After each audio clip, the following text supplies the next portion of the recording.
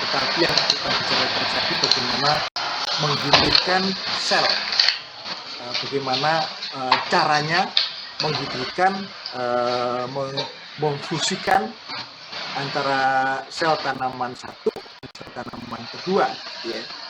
Jadi kalau umpamanya ada lagu judulnya Semangka Berdaun Sirih gitu ya dari Rinto Harahap, itu sebetulnya hasil dari bioteknologi, semangka berdaun sirih ya. Tapi apakah bisa semangka berdaun sirih? Nah, tentu tidak mungkin gitu ya, karena itu tidak mungkin digabungkan karena ada syarat-syarat protoplasta tanaman itu digabungkan dan bisa menjadi individu baru gitu ya, karena memang kekerabatannya terlalu jauh. Tentu ada kekerabatan yang harus dalam ini kedekatan tertentu ya supaya bisa difusikan. Kalau rule of thumb-nya itu gitu ya, itu kalau tanaman itu bisa disambung, itu artinya tanaman itu bisa difusikan, gitulah kira-kira ya. Kalau tanaman kentang dengan tanaman tomat itu masih bisa ke bawah tumbuh menghasilkan umbi, ke atas menghasilkan tomat, nah, itu masih bisa. Tapi kalau jagung dengan durian tentu tidak mungkin ya, tanaman durian berbuah jagung tidak mungkin gitu. Tapi itulah yang akan kita pelajari, bagaimana caranya memfusikan tanaman yang berbeda spesies atau antar spesies gitu ya, di dalam mungkin dalam satu family yang bisa ya yang dekat gitu ya, karena semakin jauh tentu kalau kita fusikan nanti banyak material genetik yang loss gitu, yang hilang, yang tereliminasi gitu ya, tinggal beberapa kromosom saja yang ada begitu ya, ada beberapa yang terdilesi macam-macam gitu. Nah, saya akan diminta untuk menyampaikan selain juga isolasi dan hibridisasi teknologi hibridisasi Protopas, minggu depan saya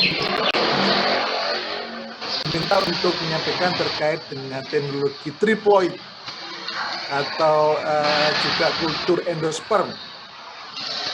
Karena triploid ini kalau Anda ingat itu akan mengarah pada tanaman yang tanpa biji ya, karena kegagalan dari proses meiosis sehingga biji tidak terbentuk dengan sempurna. Mungkin ada bijinya 1-2 ya, tetapi sebagian besar akan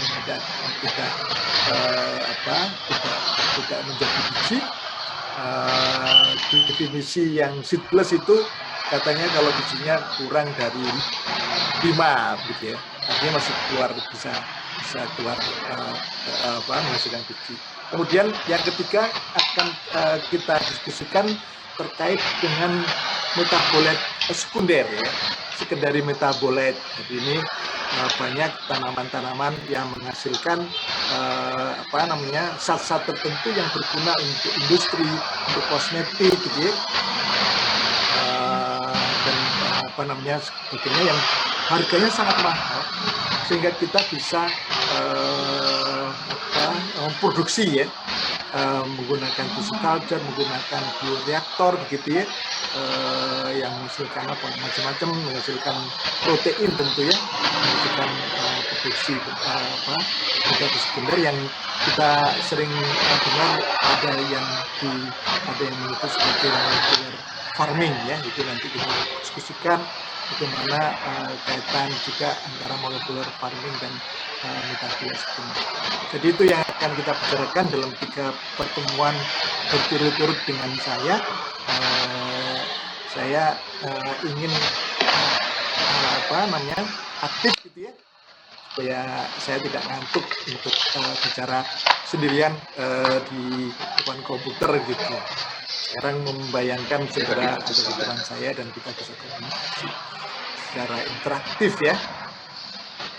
Nah, ini adalah protoplas ya. Protoplas yang tadinya sel seperti ini yang tidak beraturan bentuknya tentu karena ada dinding selnya ya. Ada dinding selnya. Di dalamnya ada macam-macam organel. Nah, ini dengan menggunakan perlakuan enzimatis yang saya jelaskan sekarang itu, maka dinding selnya ini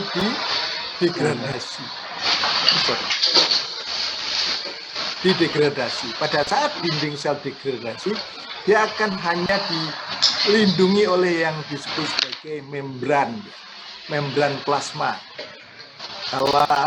Kalau sudah hanya dilindungi oleh membran plasma, maka akan sangat tergantung dengan larutan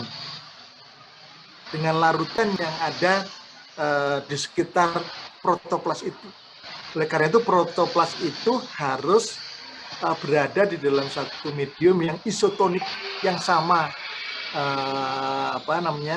tekanan osmosisnya ya dengan yang ada di dalam sel. Nah, tekanan osmosis ini bisa diukur menggunakan osmometer, sehingga apa yang terjadi seimbang, tidak terjadi lisis.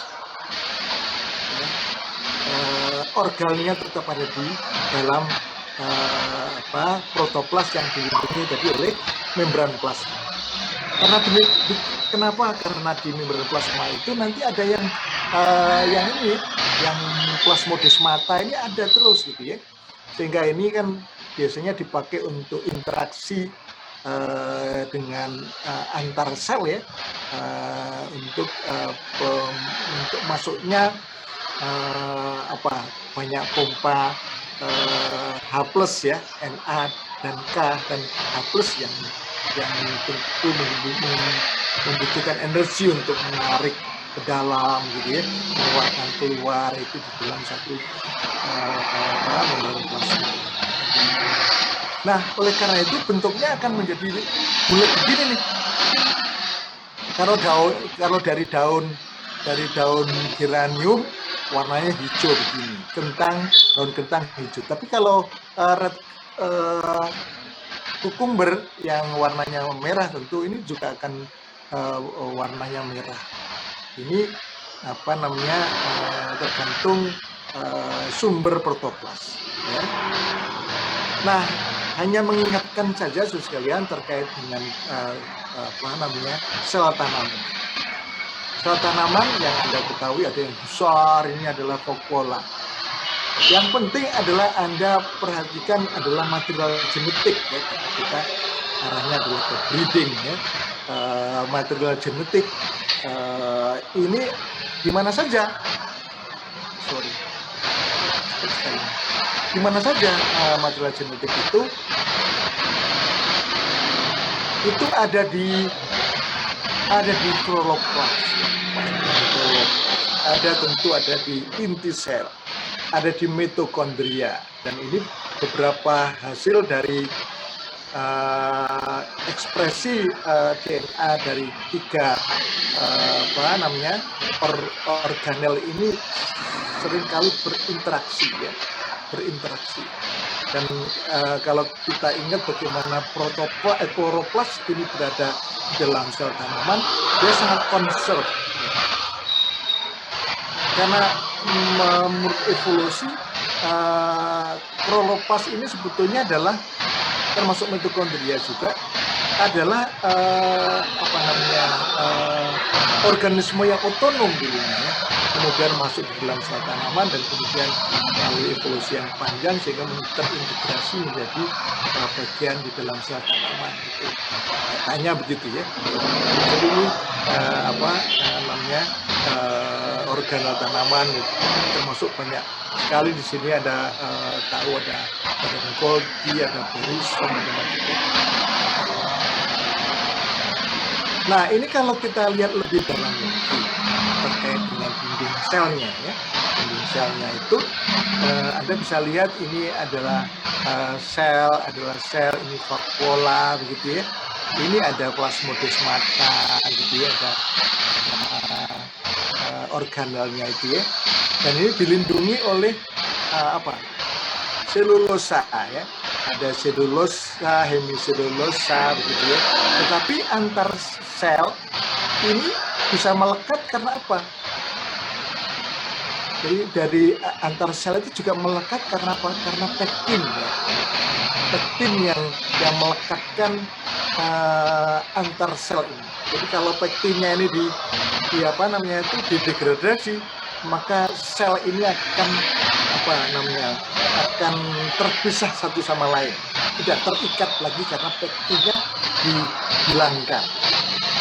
Tetapi bagaimana kita cara membuat menghasilkan protoplas? Tentu dinding selnya ini harus didegradasi. Dinding selnya harus didegradasi supaya hanya dilindungi oleh membran sel ya. Jadi ini gambar-gambar bagaimana dinding sel ada middle lamella, ada primary wall, ada secondary wall, yang ada selulosa, ada hemiselulosa begitu ya. Selulosa itu adalah komponen yang harus kita hilangkan pada saat menghasilkan protoplas ya. Nah ini kalau dinding selnya tadi itu ya, kalau dinding selnya tadi dihilangkan, maka hanya dilindungi oleh membran. Membran ini membran tebalnya kira-kira berapa? 9 nanometer gitu ya. Kalau ini adalah sel wallnya, ini membrannya, ini selnya ya, di dalam selnya ada di sini gitu. Setelah kita hilangkan dinding selnya ini, tinggal membrannya di sini ya, dilindungi oleh membran gitu ya di dalam sel. Nah kalau membran ini dilihat lebih detail, maka ini jangan sendiri sih ya. Seperti begini ya. Seperti begini, ada macam-macam di sini, ada globular protein, ada oligosakarida gitu ya. Macam-macam di isinya gitu ya. Nah, di dalamnya ini ada ingat kan, ada hidrofobik dan hidrofilik, pasti ingat itu yang larut air dan tidak larut air begitu ya. Ini ada hidrofilik dan hidrofilik gitu ya. Ini yang bilayer itu seperti itu. Sehingga ini adalah suatu properti yang harus kita jaga, bagaimana ini tidak rapuh dan bisa elastis. Kalau kena guncangan atau kena tubrukan begitu tidak langsung pecah, tetapi membuat lubang kemudian bisa balik lagi gitu ya. Buat lubang bisa balik lagi. Nah itu properti itu bisa diperbaiki gitu ya, adalah dengan menggunakan ion Ca gitu atau dengan pH yang tinggi begitu ya, sehingga itu bisa elastis gitu ya. Kalau tidak elastis maka tidak memungkinkan kita melakukan fusi ya, bukan fusi dengan. Ada pertanyaan? Jelas? Nah, saudara sekalian, ini adalah enzim yang dipakai.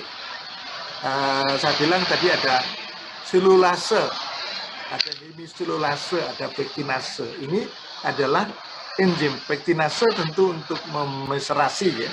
Memeserasi ini contoh contoh dari merek dagangnya.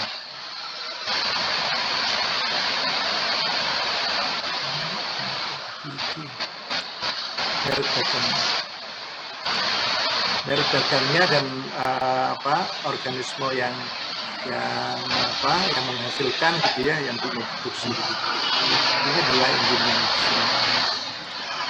Nah, bagaimana caranya? Caranya itu contohnya dari daun, ya, dari daun kentang. Pertama daunnya itu di, di apa namanya direndam dalam satu larutan enzim ya, larutan enzim solution pada pada suhu tertentu begitu ya selama 16 jam. Kemudian dimasukkan di dalam satu test tube gitu ya, yang isinya adalah CL2 dan mannitol. Nah, ini adalah osmoticum ya, supaya pas yang dihasilkan tidak pecah. Kemudian setelah itu baru ini prosesnya semuanya ini adalah dilakukan dalam rangka untuk pemurnian ya, pemurnian. Karena pada waktu di sini ada yang protoplas, ada serasa daun yang sudah ini ada tulang daun begitu ya. Karena itu dimasukkan di sini. Kemudian di disentrifuge. Nah, disentrifuge maka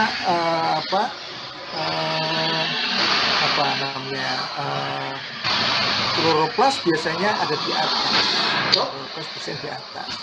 Kemudian kloroplas dimasukkan ke sini, ditambahkan sukrosa, gitu ya. Sukrosa yang ini kemudian ditambahkan sukrosa, dipurifikasi 10 menit lagi. Kenapa sukrosa? Karena sukrosa itu berat jenis sukrosa ini lebih tinggi dibandingkan serasah yang mungkin masih ada, kemudian juga dibandingkan dengan kelas, sehingga kelasnya ada di paling atas ya, paling atas.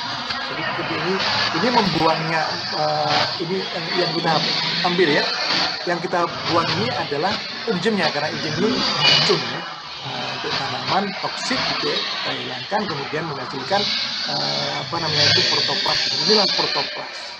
Nah, kemudian protoplas dimasukkan ke sini lagi, kemudian disentrifuge lagi terus begitu ya, terus dalam kalsium dan mannitol. Jadi hasilnya ini betul-betul yang sekarang sudah murni protoplas. Kemudian diukurlah density-nya, ditambahkan CL2 mannitol diukur density-nya. Kenapa?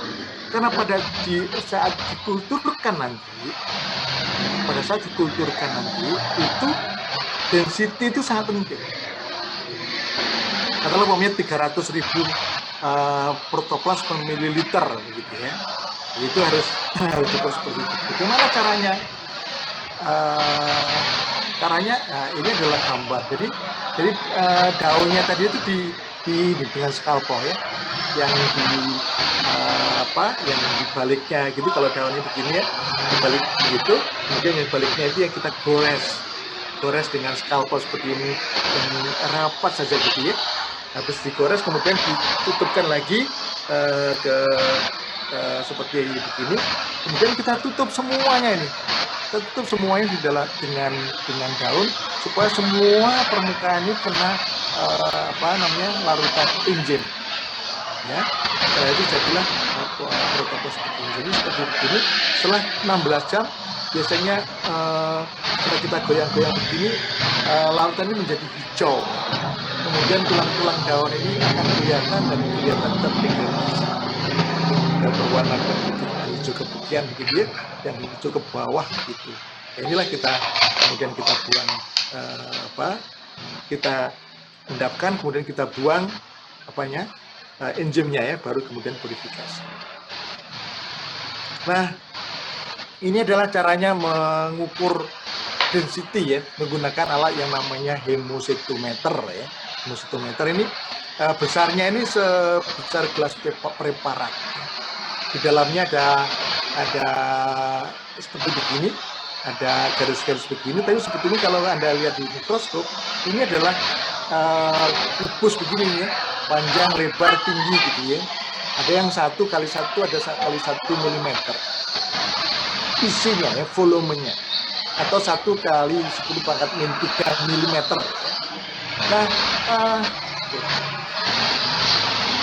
Nah, yang ini tadi, yang Anda hasilkan itu tadi, kalau ini Anda menghasilkan 12 ml yang kita tidak tahu,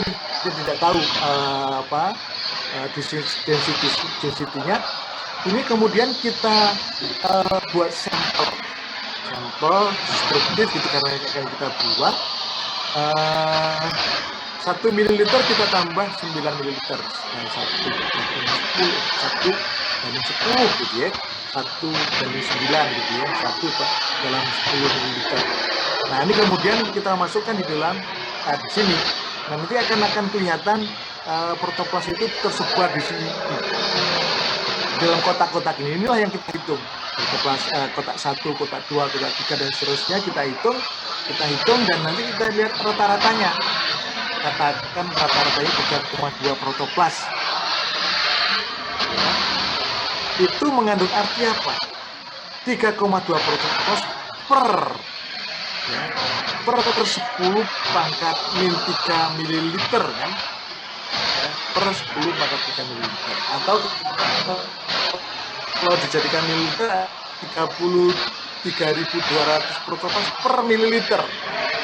Jadi ini yang kita encerkan tadi itu sebetulnya kerapatannya di 33.200 protoplas per mililiter. Sehingga demikian kita kalikan 10 gitu ya, kita kalikan 10, jadilah 32.000 protoplas per kita kalikan 10 terus kita kalikan 12 ya. Kita kalikan 12 itu kan per mililiter kan, artinya itu 384.000 protoplas ya, yang kita miliki ini per 12 mililiter. Karena itu setelah itu kita bisa encerkan, tentu mudah mengencerkan kan, B1N1 sama dengan B2N2, ingat ya itu ya. Itulah protoplas sudah kita dapatkan. Kemudian apakah protoplas ini hidup apa tidak? Apakah murni apa tidak? Tentu harus ada dilihat. Katalah pemanya hidup apa tidaknya itu sangat tergantung. Ini adalah salah satu contoh melihat viabilitas protoplas. Gimana caranya? Kita ambil sampel, kemudian kita tambahkan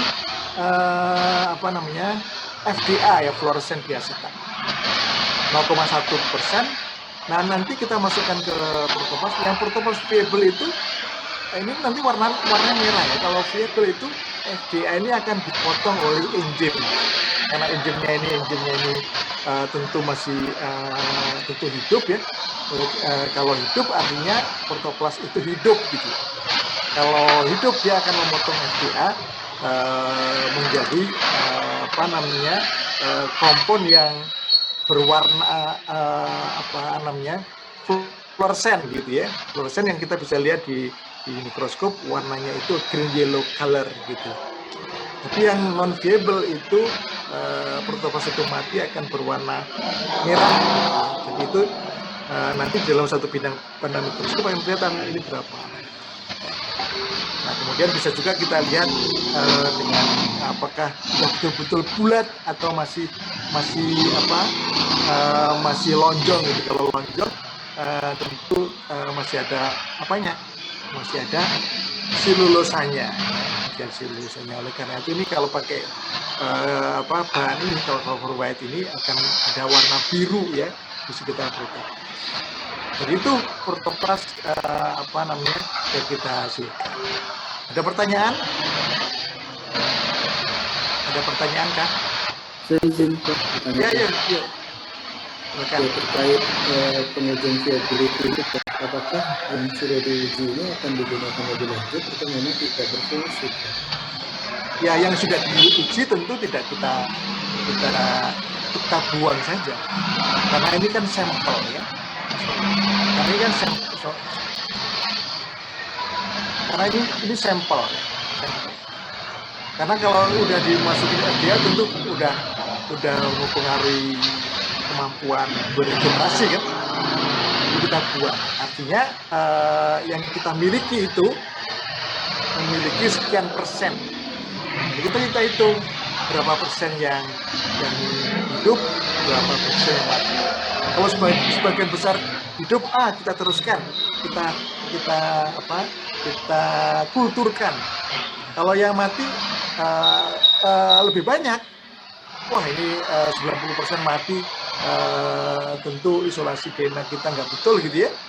Ya jangan diteruskan gitu, karena menghabiskan sumber daya ya, menghabiskan uang, tenaga, pikiran, ya, waktu, ya. Itu tuh Mas, ya. Jadi kita buang saja gitu. Ambil karena ini sampel. Ya. Ada lagi? Saya Prof izin bertanya. Oke. Tadi kalau nggak salah untuk mengukur osmotik dan protopas itu bisa menggunakan osmometer ya Prof? Iya. Yaitu bagaimana ya Prof mekanisme pengukurannya? Kemudian nanti pertimbangannya untuk menentukan konsentrasi CaCl2 sama mannitol serta suprosanya saat purifikasi seperti apa ya Prof? Ya, jadi itu ada di PAU itu ada itu ya, alat osmometer ya. Itu protopas itu bisa kita ukur tuh berapa tekanan osmosisnya. Nah, nanti tentu ada kaitannya dengan berapa konsentrasi dari mannitol dan kalsium ya. Tapi aplikasi selanjutnya, karena orang juga sudah melakukan ya, apakah itu untuk tanaman solanacea atau tanaman yang lain di publikasi, biasanya kami tidak melakukan itu karena osmometer juga kadang-kadang juga tidak selalu tersedia kan. Oleh karena itu biasanya kami menggunakan, karena yang dipublikasi sudah ada ya, pakai saja bahwa tekanan konsentrasi dari kalsium dan mannitol itu sekian gitu ya. Artinya itu kan juga tidak perlu tepat-tepat banget. Ada range yang masih bisa ditolerir oleh larutan di dalam sel sehingga dia tetap bisa stabil gitu. Itu jawabnya itu, Mbak. Oke ya. Ada lagi? Ya Prof, makasih Prof. Ada lagi? Nah, teruskan ya. Baik. Nah, donornya apa? Bisa akar, bisa daun, bisa root, nodul, bisa coleoptid, bisa petal, bisa bulb, bisa endosperm, bisa polen, bisa kalos, bisa suspensi, macam-macam. Ya. Tapi kita harus ingat pada saat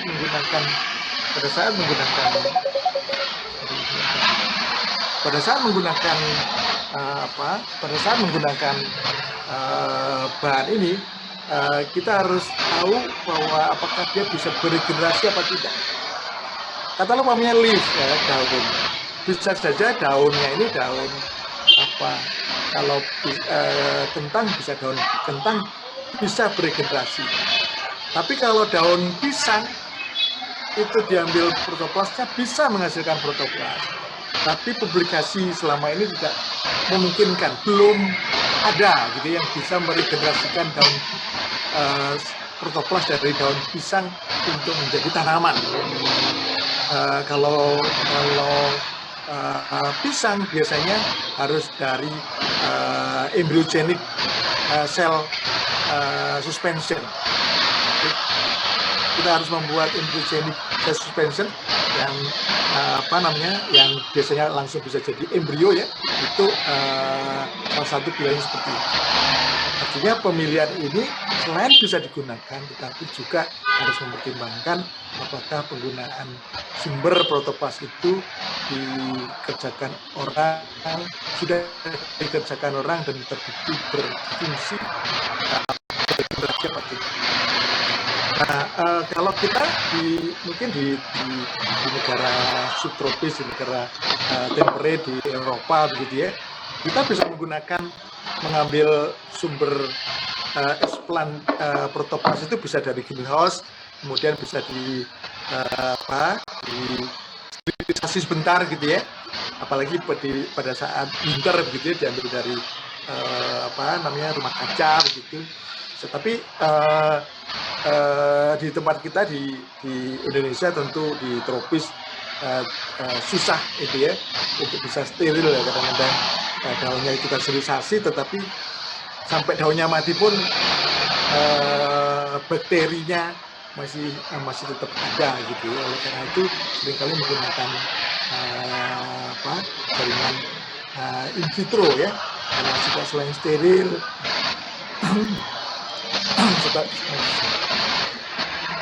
karena selain steril juga secara kontinus bisa available, kemudian lingkungannya juga konstan begitu ya, tidak ada variasi lingkungan sehingga menyebabkan tanaman tumbuh tidak baik gitu ya. Kemudian jaringannya itu dalam kondisi yang masih juvenil ya, itu salah satu alasan kita menggunakan tanaman in vitro.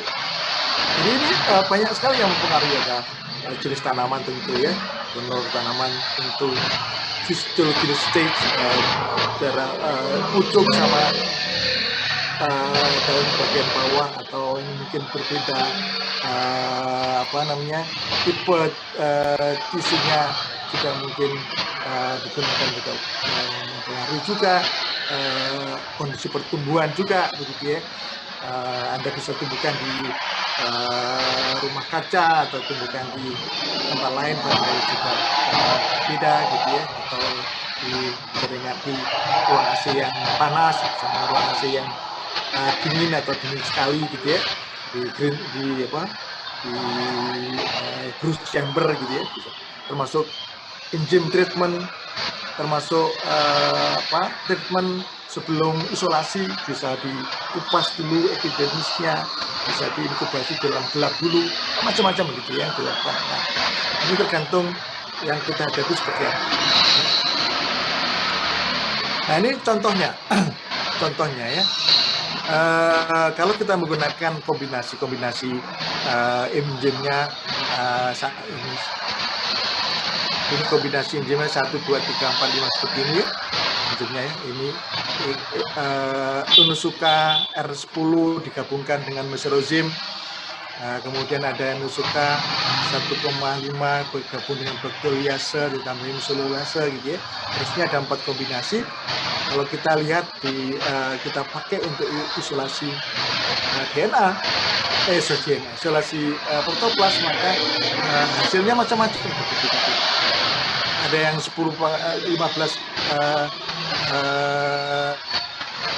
plus minus 5,7 kali 10 pangkat 5 per gram daun gitu ya, variasi. Kalau kita ambil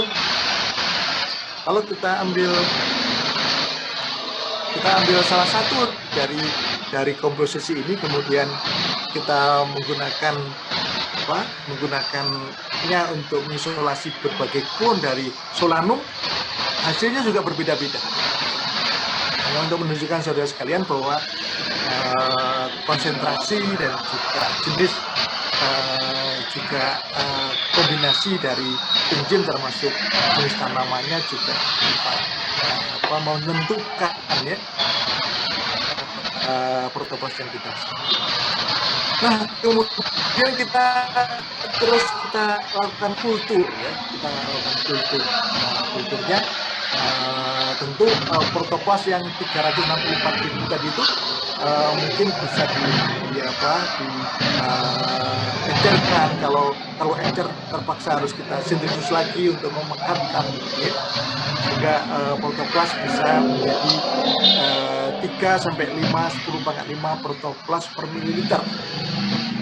Nah ini kan kemudian dimasukkan di dalam satu medium cair ya, selama 2 minggu ada PKM ini kalau pakai kentang gitu ya. Kemudian terus dipindahkan setiap 2 minggu sampai tanam membentuk halus dan bisa diregenerasi.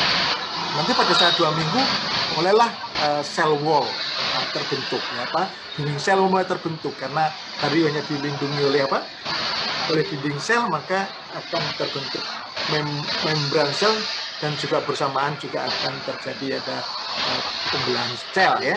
Nah, kemudian setelah itu dipindahkan lagi dengan hormon yang lain atau ini hormon yang lain, ini bukan A, ini B ya, A, B, C, D. Nah, kemudian akan meningkatkan kecepatan pembelahan, sudah bisa kita lihat dengan mata telanjang gitu ya, ada mikrokalus. Dan mikrokalus kemudian dimasukkan ke dalam satu hormon yang lainnya, dipindahkan lagi, kemudian dipindahkan lagi ke dalam tanaman untuk regenerasi. Ini mungkin ini medium cair ini sudah mulai medium padat begitu ya, prosesnya ya. Ini nih, jadi ini daun kentangnya. Nah, kemudian hasilnya seperti begini, kemudian dikulturkan, lama-kelamaan akan kelihatan seperti begini nih. Yang tadinya kalau dulu tidak kita bisa lihat, tidak bisa dilihat dengan mata telanjang, setelah itu seperti begini nih, tumbuh banyak sekali. Banyak sekali, ada yang menggumpal begitu ya. Ya kita harapkan satu gumpalan ini berasal dari satu sel begitu ya, bisa jadi seperti itu atau mungkin itu menggabung, kita juga tidak tahu ya karena tidak bisa kita kontrol ya. Nah begini nih, jadi prosesnya. Jadi protoplas yang fresh kemudian ditumbuhkan seperti begini, terus diregenerasikan jadi tanaman. Nah, ini tanaman. Jadi tidak sel menjadi tanaman, tetapi protoplas ya menjadi tanaman. Setelah kita cacah-cacah, kemudian kita hilangkan dinding selnya, kemudian dia akan membentuk lagi. Sehingga apa yang kita bisa lakukan sebelum jadi tanaman, protoplas ini kita bisa macam-macam kan, gitu. Bisa berbagai hal yang kita bisa lakukan ya. Nanti ada banyak yang mempengaruhi. Nah, ya ada chemical, molekul segala macam, vitamin juga akan mempengaruhi begitu ya. Kalau kita lihat di publikasi, banyak hal yang dilakukan dalam rangka untuk meregenerasikan, termasuk juga environment ya, physical environment density tadi saya sampaikan gitu ya, pH juga sangat menentukan gitu ya. Oleh karena itu, karena terlalu banyak yang tentu mempengaruhi, oleh karena itu kita biasanya selalu melihat publikasi yang sudah dilakukan, sudah melakukan seperti apa. Ini kita lihat di lab, kita buatlah seperti begini gitu ya, untuk mempercepat ya. Temperatur, cahaya. Jadi pada saat di awal tadi itu tidak boleh kena cahaya langsung. Nah, kalau kena cahaya langsung biasanya akan ya, karena itu cahayanya cahaya diffuse saja dari luar, dari tempat lain begitu ya. 1-2 hari bisa dalam kondisi gelap gitu ya, supaya pembentukan sel wall-nya bagus gitu ya. Termasuk juga monokot ini juga sangat lebih susah begitu ya, pada tanaman padi begitu lebih susah begitu ya, berbeda begitu penanganannya. Nah, oleh karena itu sekalian, pada saat kita sudah jadi protoplas,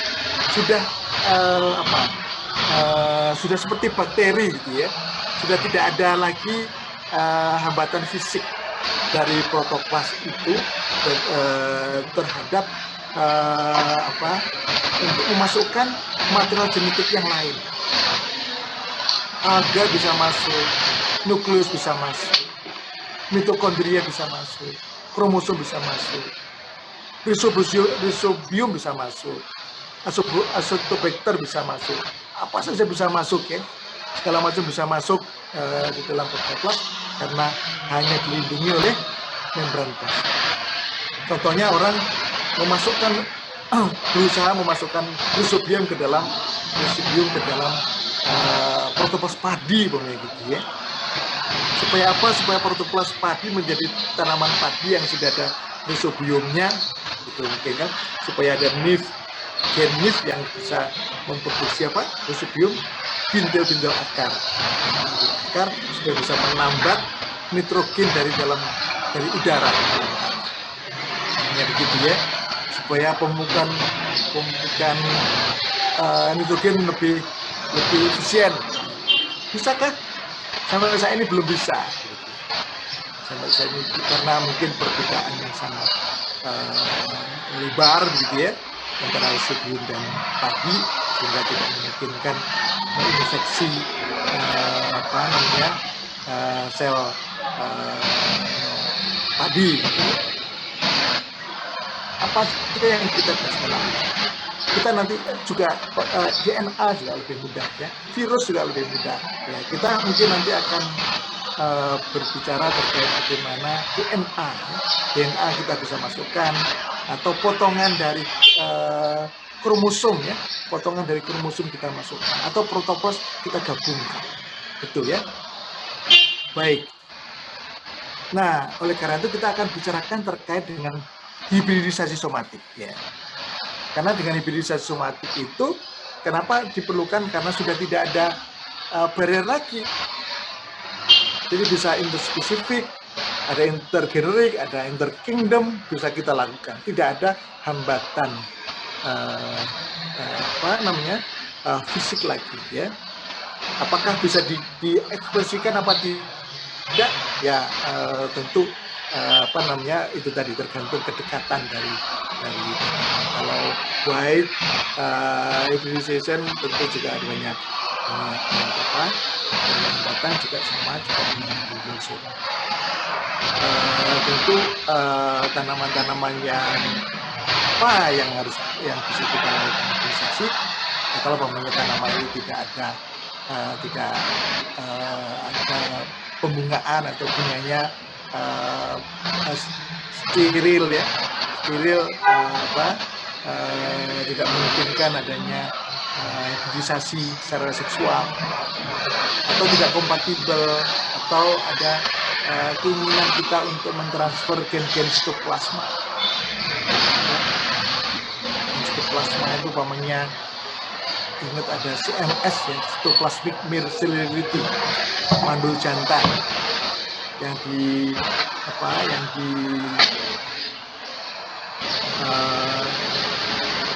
coding dari gen-gen di sitoplasma. Itu bisa kita transferkan sitoplasma supaya kita bisa menghasilkan mandul jantan, gitu ya. Kemudian kita bisa lakukan rekonstruksi sitoplasmik gene ya. Jadi bisa terutama mitokondria gitu ya. Kita bisa menggabungkan antar mitokondria. Kalau menggabungkan kloroplas biasanya sangat sulit gitu ya, karena oleh karena itu pada saat kita gabungkan hanya salah satu jenis kloroplas yang bertahan.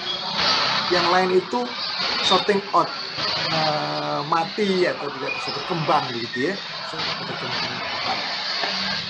Itu yang sudah banyak terjadi. Ya, rekonstruksi gen di inti gitu ya. Nah, nanti juga akan ada dilesi, translokasi, inversi pada tanaman. Dia tentu akan menghasilkan kombinasi yang unik ya. Tanaman yang berbunga merah dengan yang berbunga kuning, hasilnya ada yang merah, ada yang kuning, ada yang hijau, ada macam-macam gitu ya. Karena ada variasi di situ, terutama kalau jarak genetiknya jauh ya, sehingga ada dilesi ya, ada eliminasi kromosom, sehingga banyak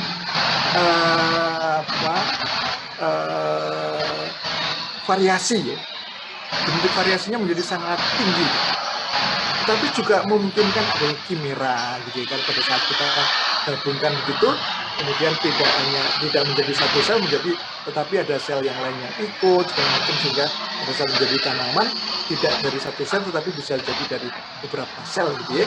Itu juga mungkin ada kimia yang mungkin juga untuk untuk tanaman hias barangkali juga lebih bernilai gitu ya, bernilai.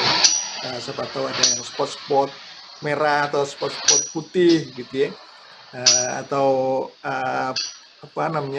atau bolong seperti janda bolong gitu ya. Itu bisa jadi terjadi saja gitu di dalam proses ini. Tetapi itu never sure that the certain characters expressed in somatic itu. Jadi belum tidak pasti bahwa karakter-karakter tertentu yang kita harapkan itu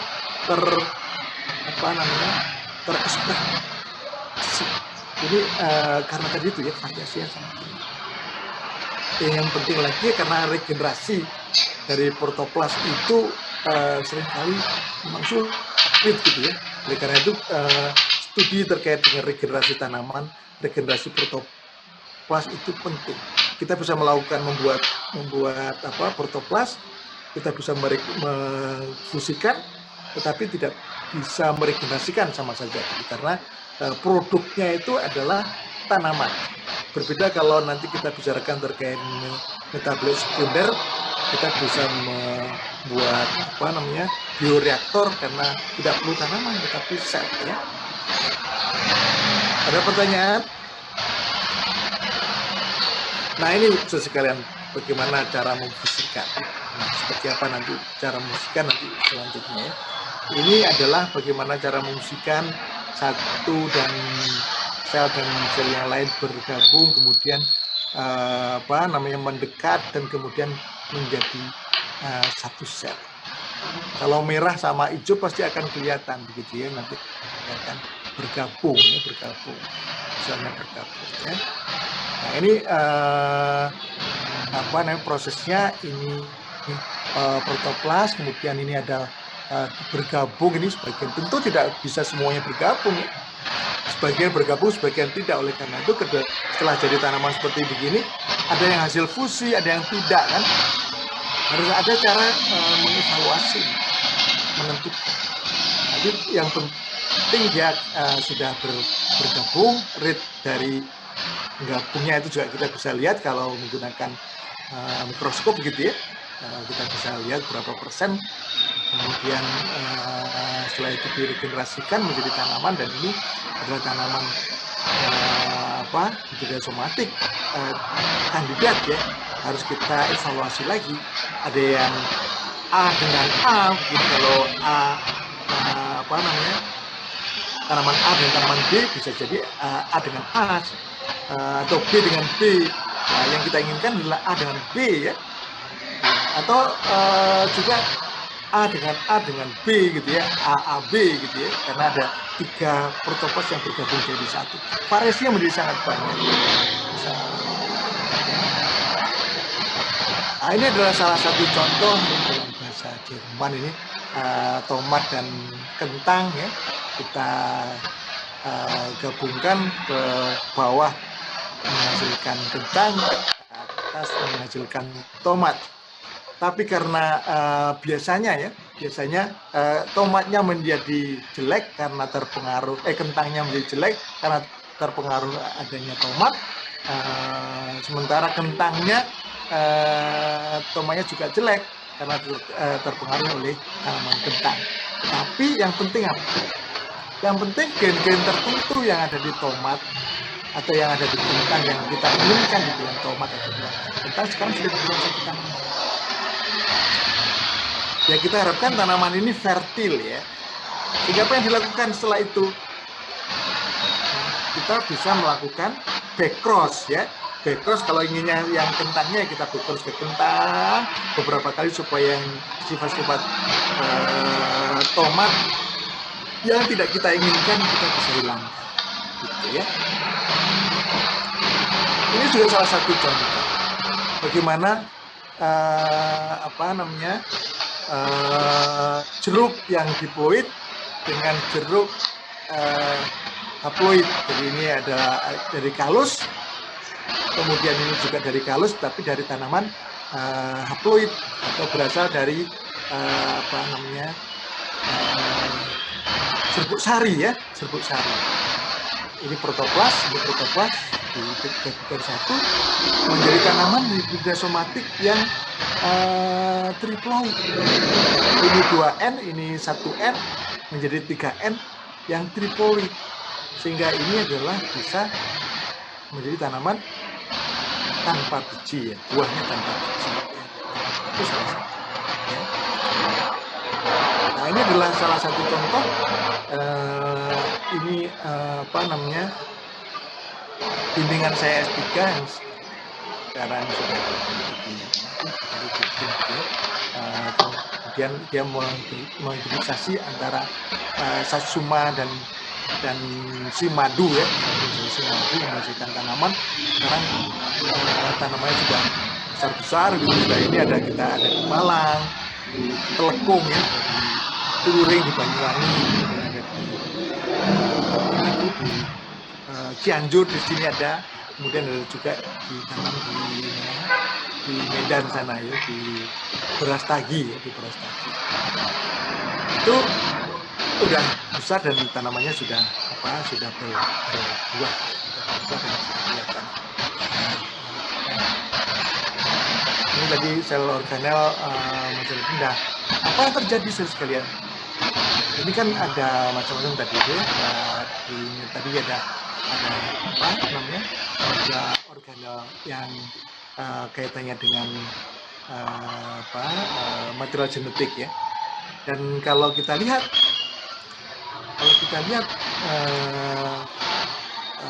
gabungannya apa yang terjadi. Kalau di dalam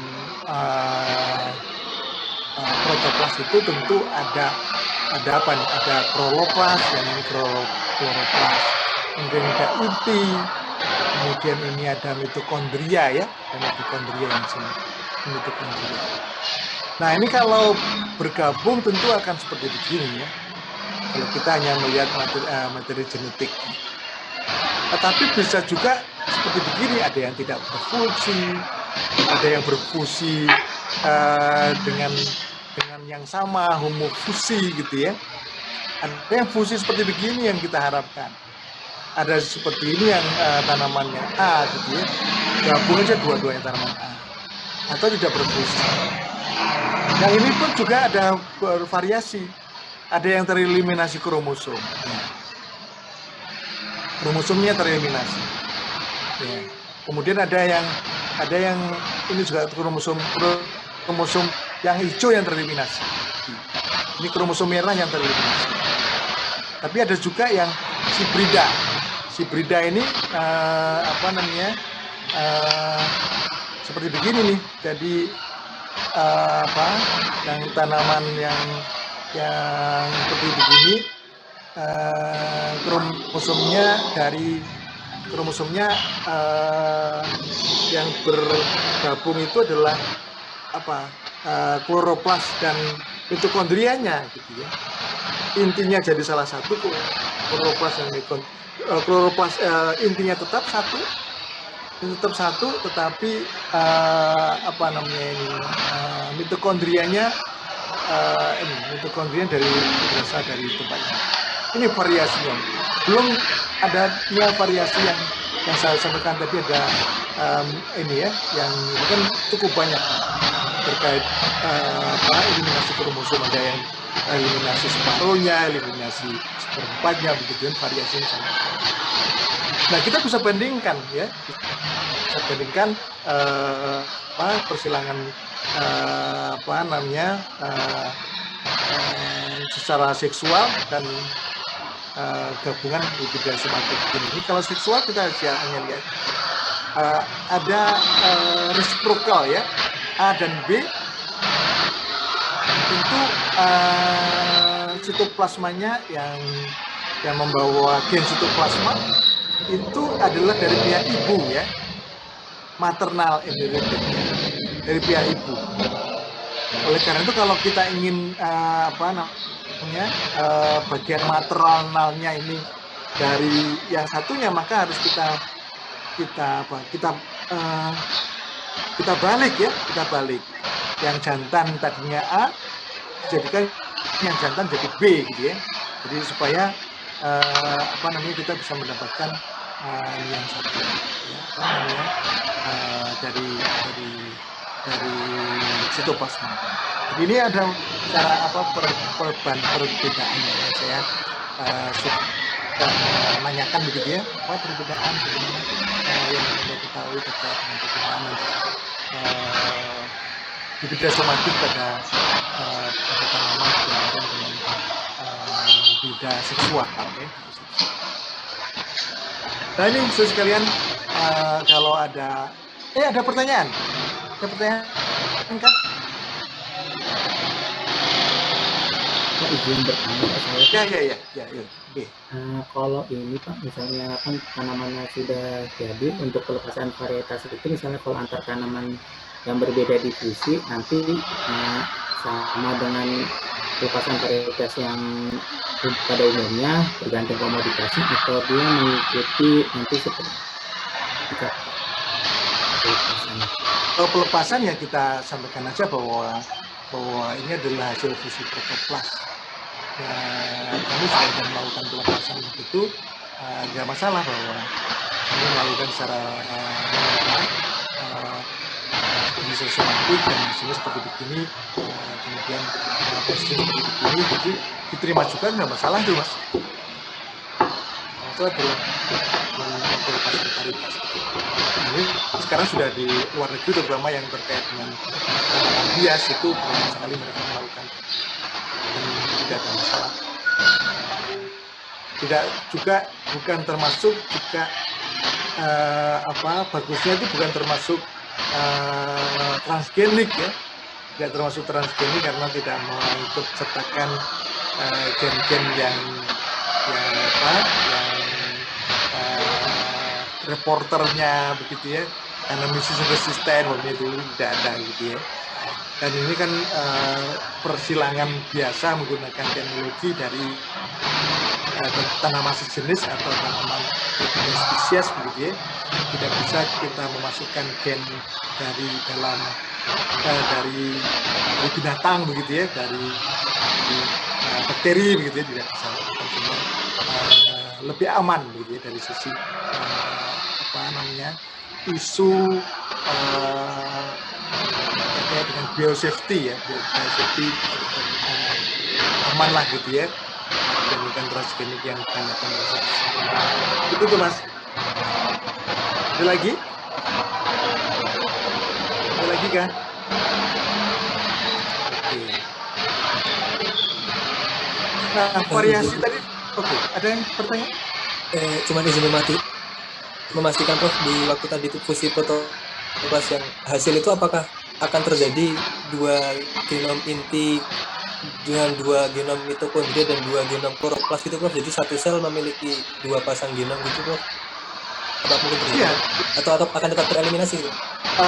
Jadi eliminasi itu terjadi kalau jarak genetiknya itu jauh. Jadi katakanlah yang satu punya kromosom 24, yang satu punya kromosom 9 gitu ya, ditambah menjadi 33.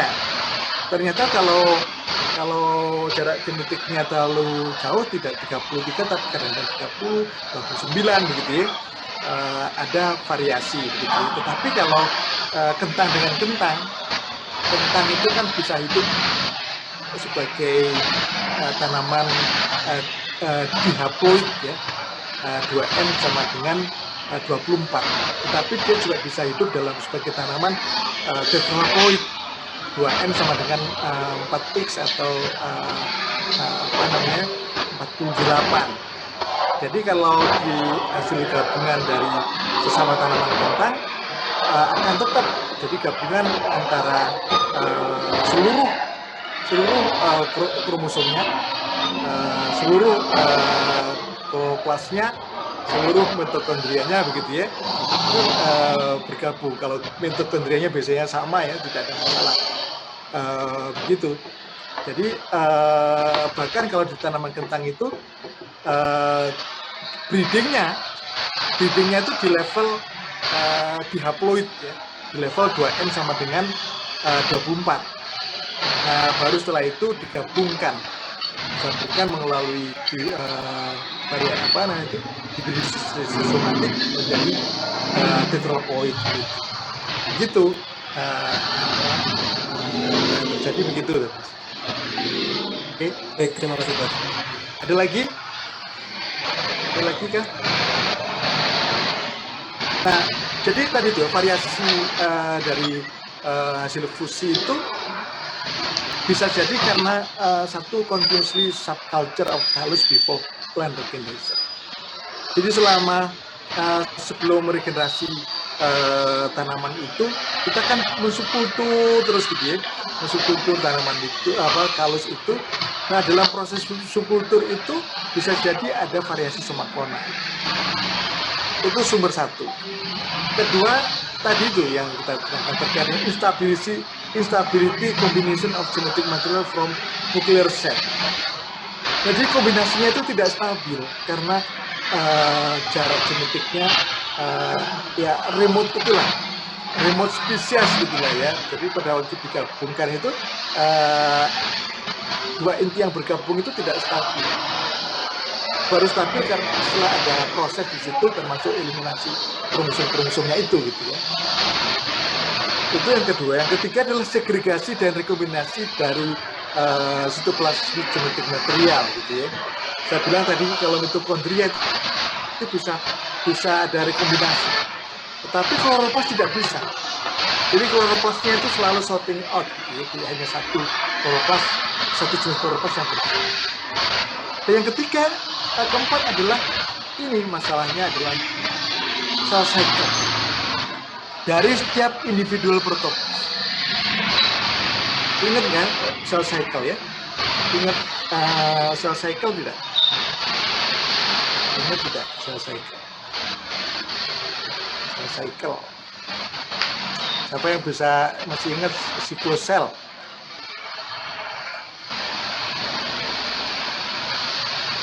Ade Moyana masih ingat nggak apa itu siklosel? Siklosel itu proses di mana sel bereproduksi menjadi individu baru. Kemudian tahapannya ada fase G1, kemudian fase sintesis, kemudian fase G2, kemudian fase M atau mitosis atau pembelahan. Kalau keluar dia berarti membelah menjadi individu baru. Itu. Jadi itu ya. Jadi pada waktu satu protoplast tertentu sebetulnya antara protoplast itu siklus sel di antara sel-selnya itu berbeda kan? Berbeda itu. Ada satu sel yang betul-betul dia pada gate 1 ya.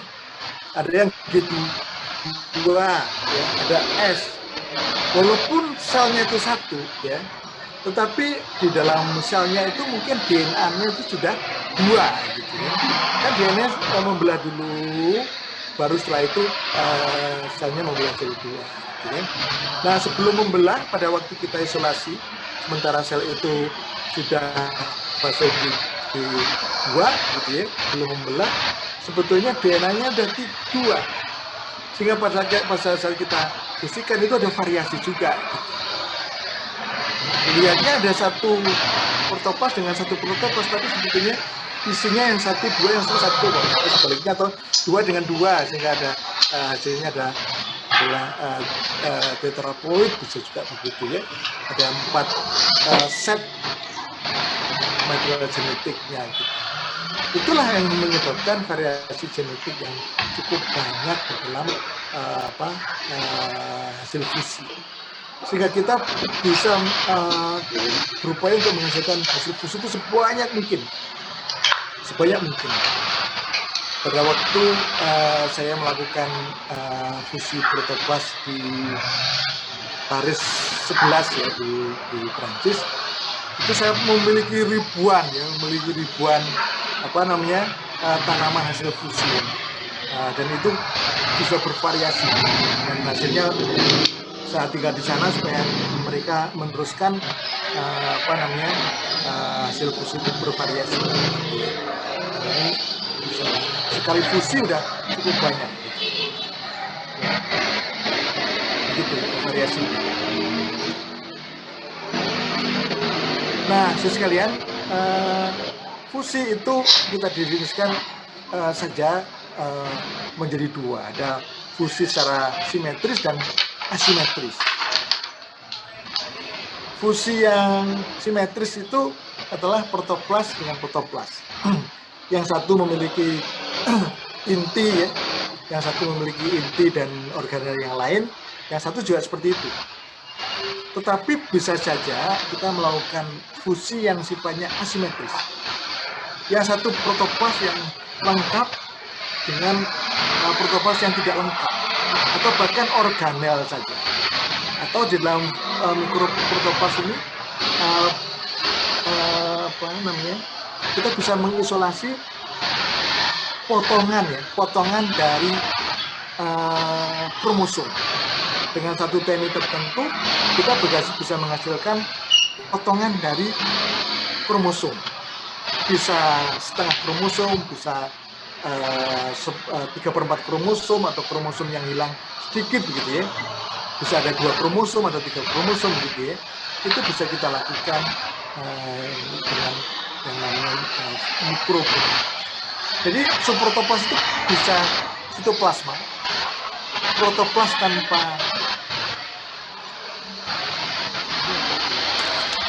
protoplas tanpa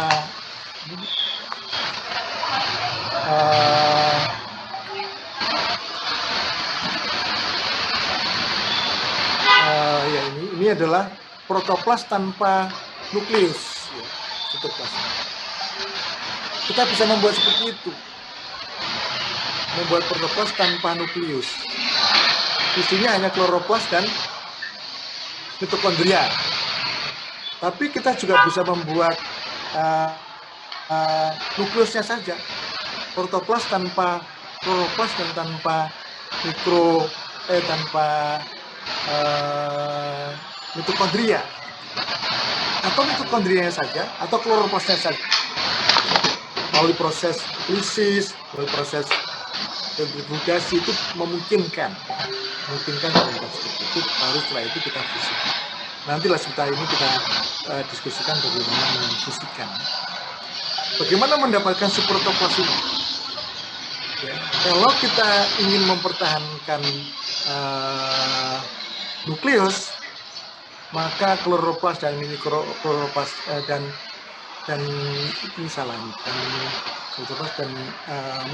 mitokondria itu kita hilang.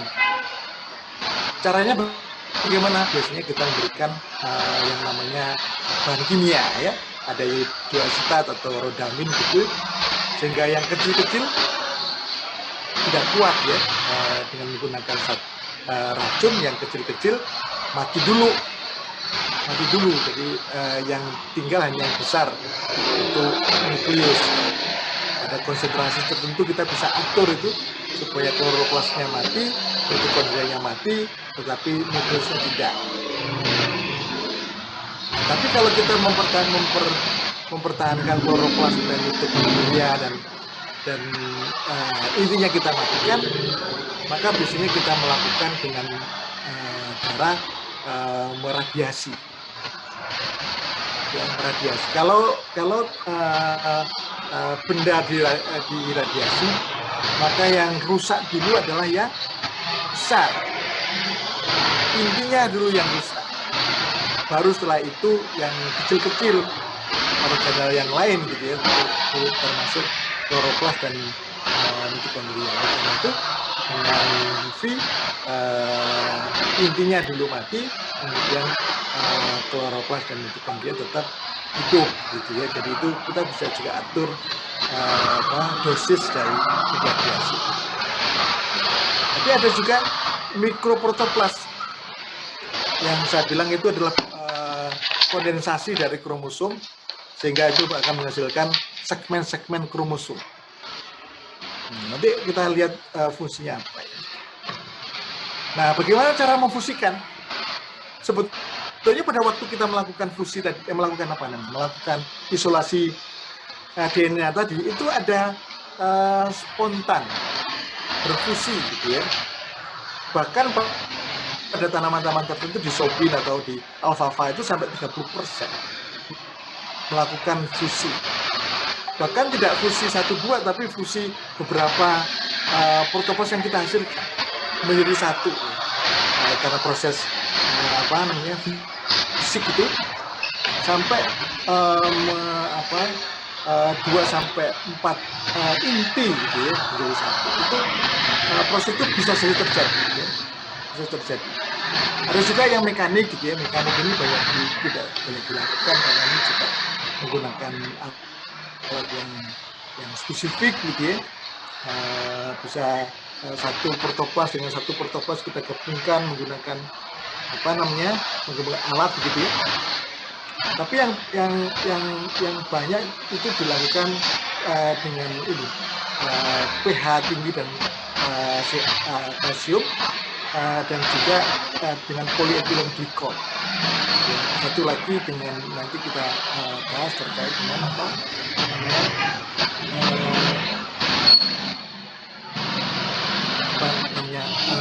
fusi secara elektrik ya, electrofusion.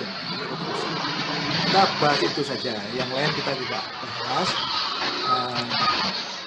Sodium nitrat juga bisa dipakai, tapi ini toksik gitu, toksik. Kemudian ini yang paling banyak dilakukan pH tinggi dan kalsium. Kalsium yang banyak, terutama menggunakan kalsium pada pH tertentu, pada bagian mantol. Ini yang banyak, yang ini angka ini untuk tanaman kentang, tanaman solanacea ya.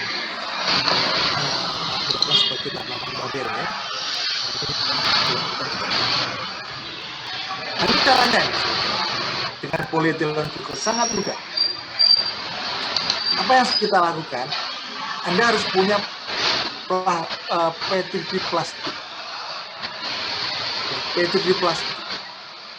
Tidak bisa menggunakan petri dari kaca, karena kita memanfaatkan gaya ilustrasi plastik ya, dengan plastik itu supaya protoplas tadi itu nempel di bawah di permukaan, tidak bergerak gitu ya.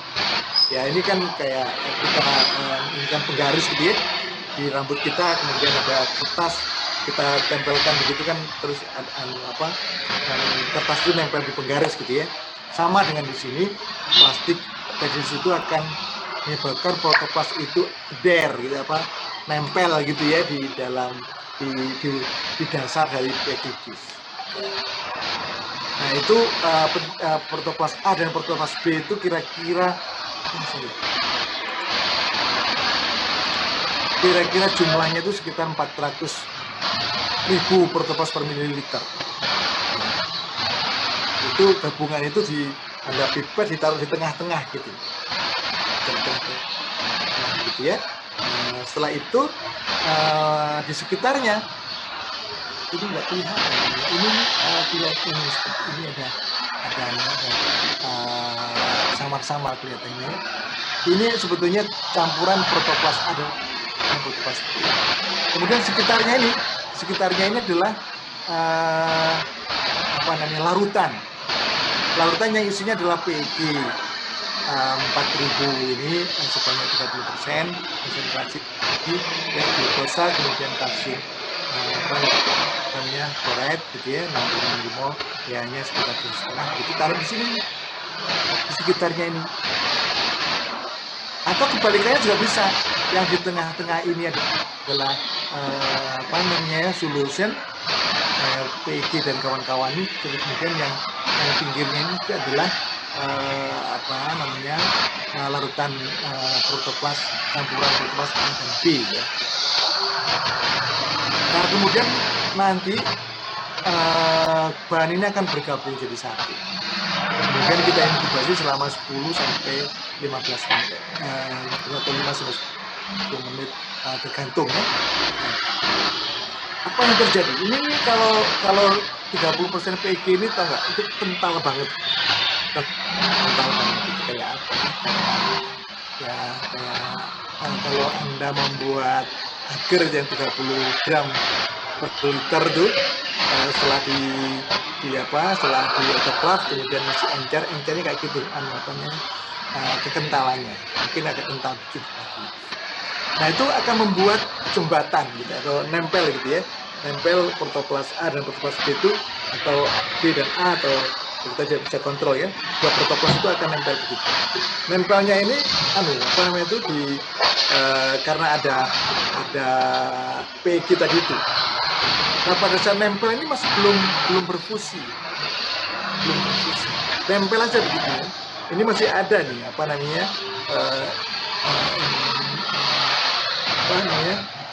membrannya itu masih ada. Ya ini seperti begini ya, seperti begini.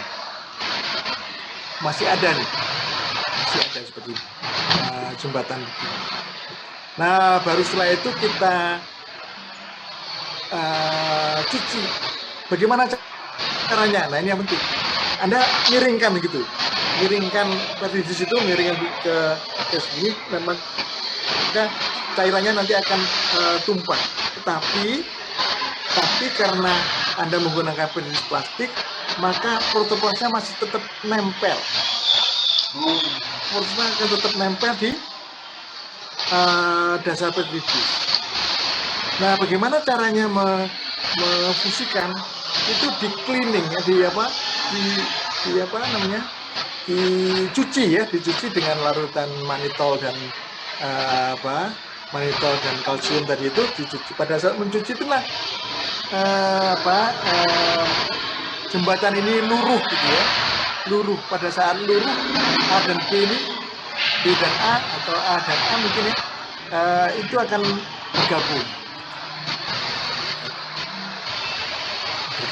Setelah bergabung baru Anda tambahkan medium cair gitu ya, supaya dia cukup. Itu aja kan, mudah sekali. Anda tinggal beli petridis plastik ya, kemudian bisa lakukan seperti ini setelah selesai melakukan isolasi. Sampai di sini ada pertanyaan? Ada pertanyaan kah? Jelas ya? Jelas ya? Oke, jelas ya. Nah itu menggunakan PEG. Nah bagaimana dengan fusi? Ini fusi ini juga saya sampaikan ke mahasiswa di S1 juga saya sampaikan juga. Ini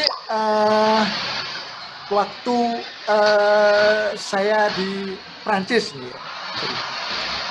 saya di Prancis. Ini ada alat-alat yang macam-macam ini. Ini ada osiloskop yang bisa melihat gelombang ya, gelombang apa namanya itu, gelombang yang AC maupun gelombang DC ya. Itu bisa dilihat di sini. Ini ada mikrosu inverted. Kemudian ini ada generator AC dan generator DC. Kemudian di bawah sini, di bawah mikroskop ini ada botol ya. Ada botol yang ditumpangkan di petridis kecil ya. Di dalam petridis kecil ini ada ini lamelar ya. Ini sebetulnya nih positif negatif gitu. Jadi ini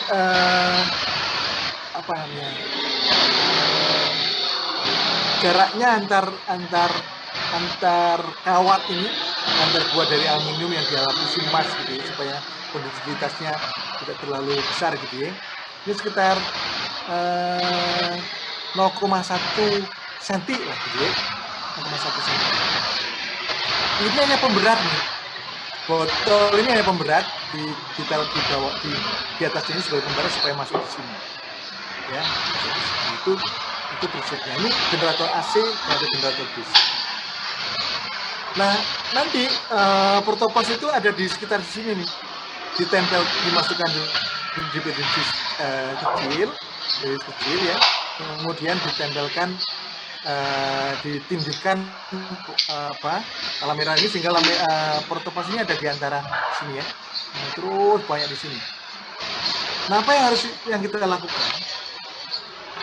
Generator AC ini adalah dipakai untuk seperti elektroforesis ya. Pada waktu Anda nyalakan positif dan negatif, maka akan ada gerakan. gerakan material yang ada di situ. Jadi negatif ke positif. Nah, dengan cara demikian maka protoplas yang ada di antara di sini ini akan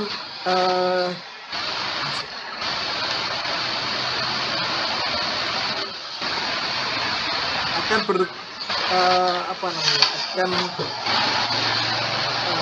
membentuk alignment, akan menumbuk gitu ya, menumbuk pelan terus gitu,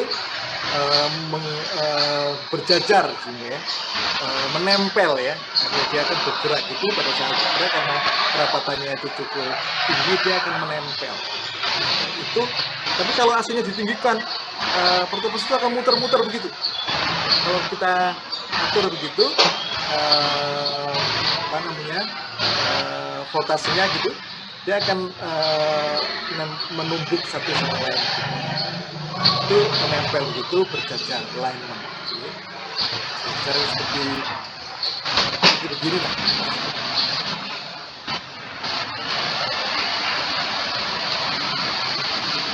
Nah ini kemudian berjajar seperti begini nih, nempel begitu. Nah, kapan proses fusinya? Proses fusi itu kalau dialokasikan arus DC. Karena ini sangat primitif gitu ya. Ini colokin pakai tangan gitu tuh, gitu. Baru dia bergabung. Jadi ini pakai kita tumbuhkan itu pakai tetes gitu. Jadi pada waktu protoplas itu sudah berjajar begitu, dengan arus DC itu kayak ditumbuhkan tetes gitu.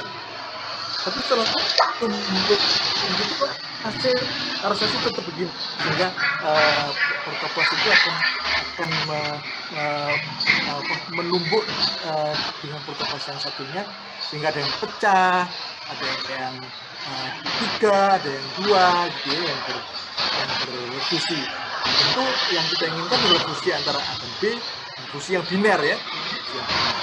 Jadi ini contohnya seperti begini, ini yang masih fresh, kemudian di sini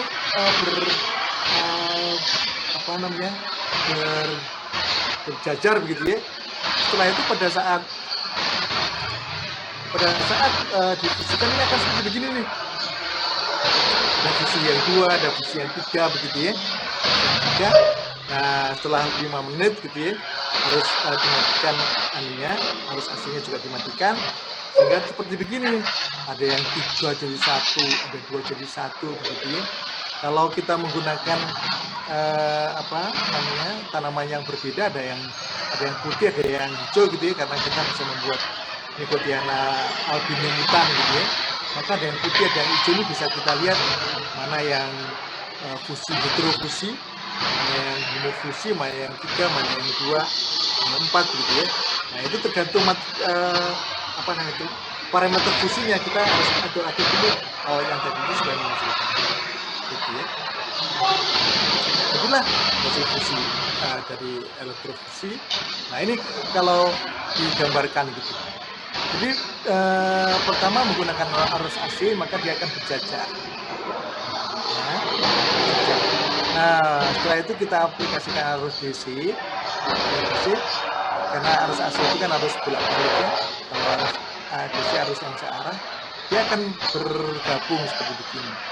Nah, pada saat selesai 2 kali push gitu, setelah itu arus AC nyala lagi secara otomatis. Seperti begini ya,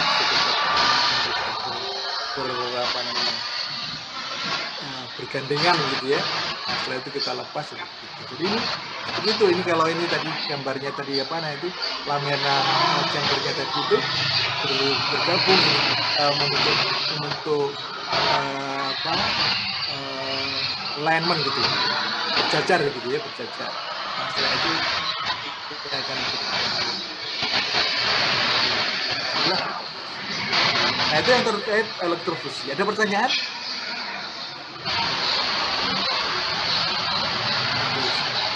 Jelas ya? Nah ini adalah yang mikroprotoplas. Jadi mikroprotoplas ini sekalian pertama kali selnya diberikan perlakuan bahan kimia, sehingga protoplas ini terus mulai kelihatan dan kemudian terkondensasi.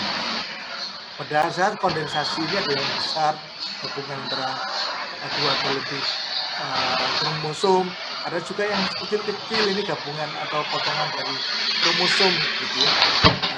Jadi hasilnya adalah seperti ini, yang disebut sebagai mikronucleated protoplas.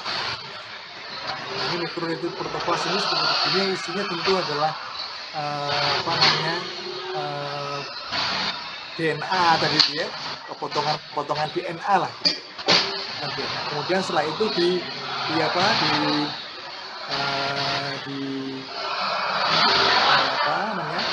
centrifuge, yang paling atas inilah yang kemudian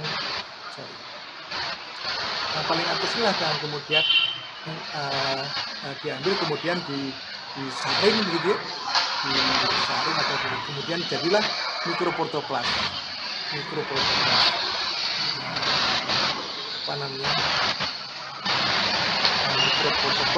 MPPS. MPPS ini adalah mikroprotoplas yang siap di fusinya mirip seperti menggunakan EG ya. Sehingga protoplas ini bisa yang bergabung tidak seluruh kromosom, tetapi salah satu dari protoplas ini gitu ya. Ya mungkin saja protoplas tertentu dari protoplas ini menyandikan apa yang kita inginkan gitu. Kalau hibridisasi somatik yang simetris itu menggabungkan semuanya. Jadi seperti yang jelek juga masuk, yang bagus juga masuk, semuanya masuk di dalam situ, kemudian jadilah tanaman. Kalau ini tidak, kita bisa memilih sifat apa begitu ya, karena protoplasnya ini sudah terpotong-potong. Jadi itu yang terjadi.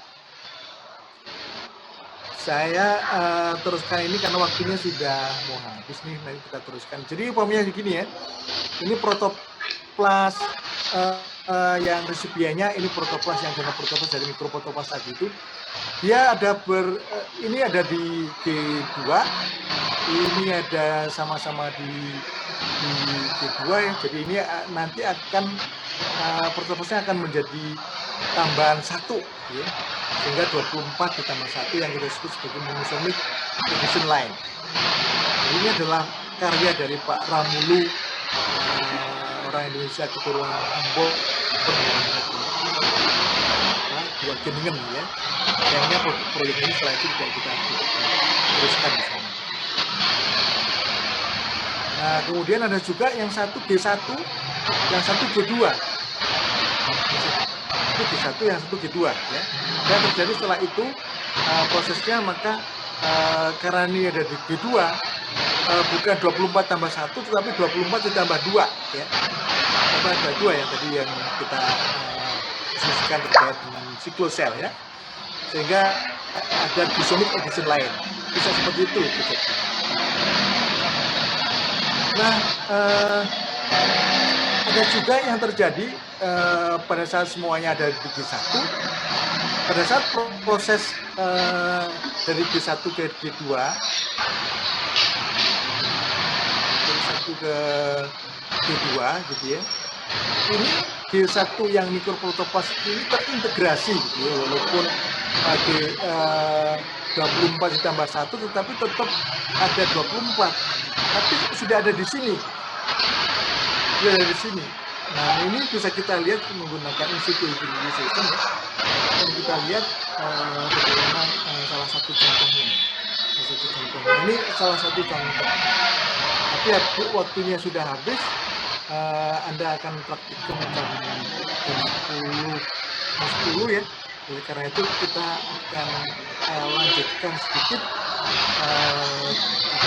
beberapa slide bagaimana cara macam-macam seleksi, terus bagaimana cara seleksinya, gitu, dokumentasi, gitu, contohnya minggu depan. Baik, saudara sekalian, kalau ada pertanyaan terkait dengan ini, saya persilahkan. Ada pertanyaan kah? Saya Prof, bertanya. Iya, monggo Mas Rizky. Iya, saya penasaran aja Prof, ketika protoplas itu bersatu, apakah sel yang terbentuk itu menjadi lebih besar atau bagaimana Prof?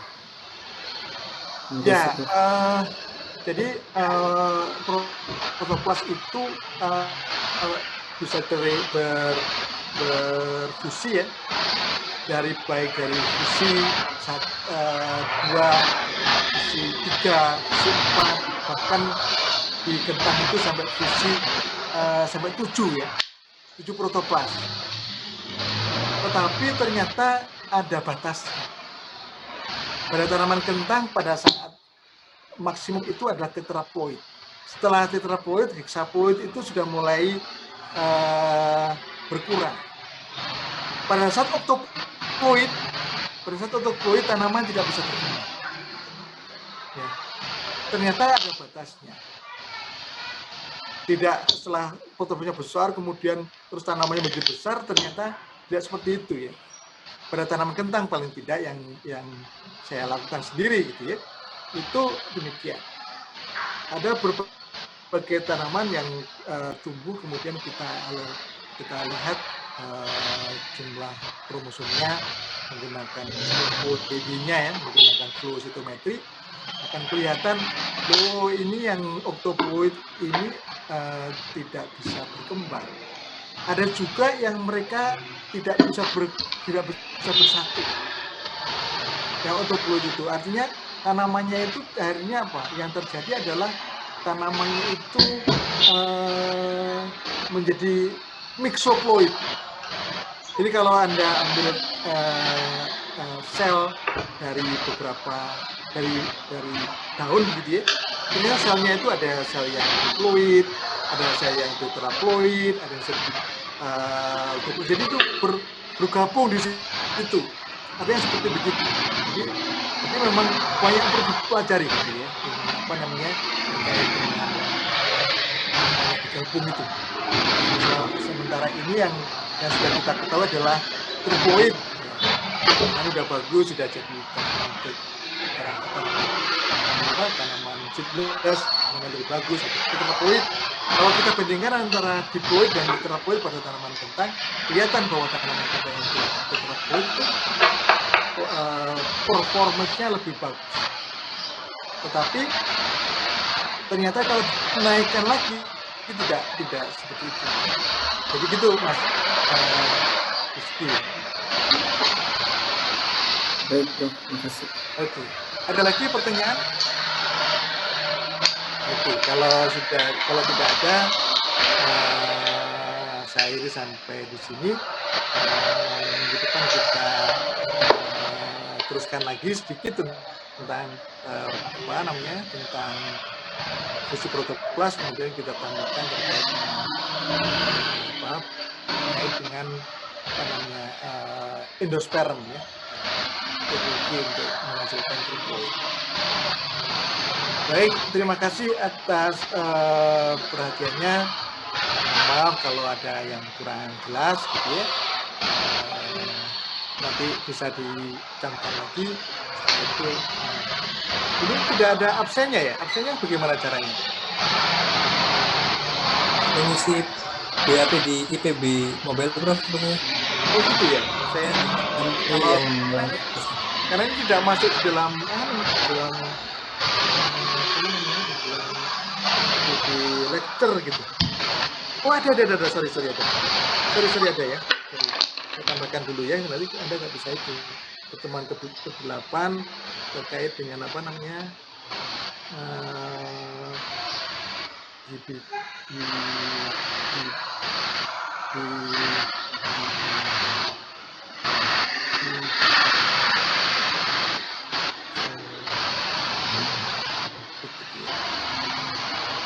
Oke, sorry ini sebelum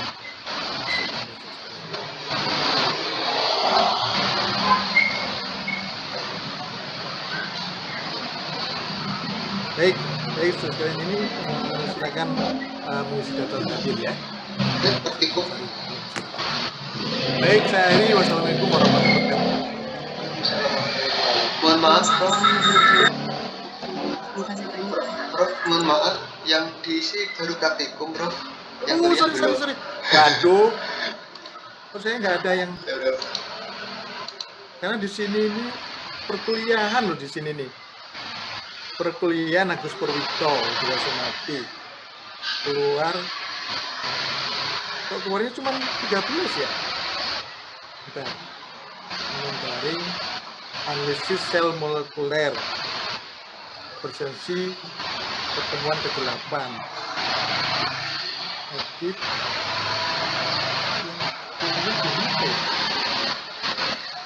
Atau mungkin dibuat paralel dengan dosen praktikum, Prof. biasanya gimana?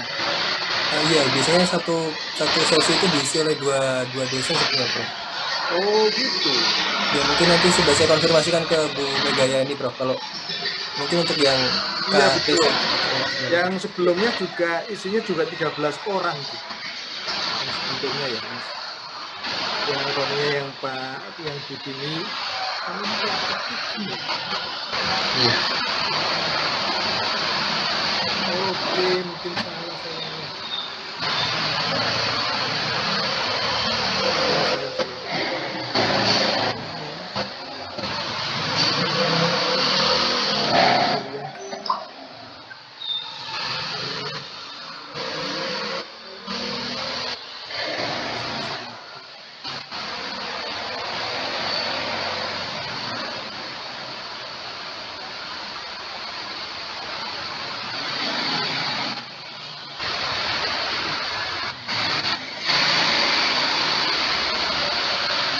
Saya yang salah.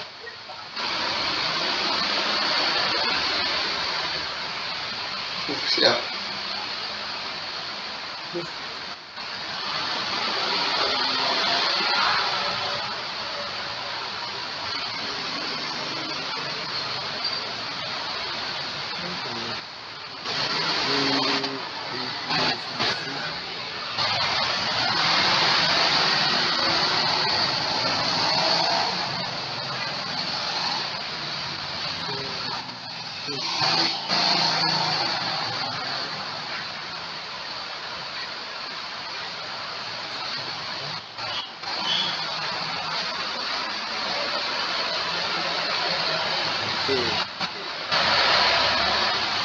Oke, udah masuk tuh, ya udah masuk. Tapi itu tadi saya salah tadi tuh, kalau gitu tuh. Yang 10 tadi tuh.